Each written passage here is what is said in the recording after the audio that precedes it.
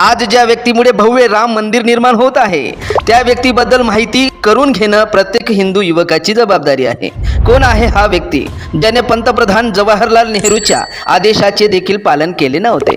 दिनांक 22 आणि 23 डिसेंबर 1949 च्या मध्यरात्री 50 ते 60 हिंदू तरुण बाबरी मस्जिदचे गेट तोडून आत शिरतात। आत प्रभू श्रीरामाची मूर्ती स्थापित केली जाते आणि भगव्या रंगाच्या खडूने जय श्रीराम लिहिले जाते। या घटनेवरून हिंदू मुसलमानात वाद सुरू होतो।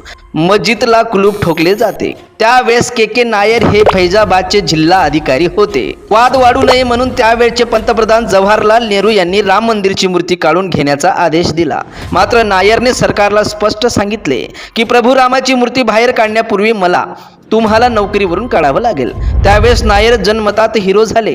त्यांच्या पत्नी लोकसभा खासदार बनल्या। त्यानंतर त्यांचा ड्रायव्हर विधानसभेत निवडून आला। तेव्हापासून राम मंदिर बनवण्यासाठी हिंदू जनमत एकत्र येऊ लागले।